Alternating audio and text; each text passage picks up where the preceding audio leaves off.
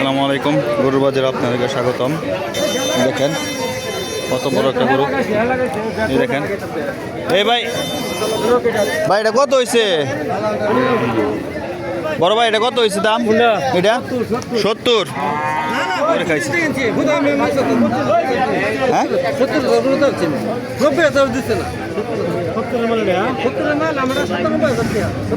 আপনার এটা 97, এই যে লালটা ওরে খাইছে। আর এই 7-টা কত? এটা 72,000।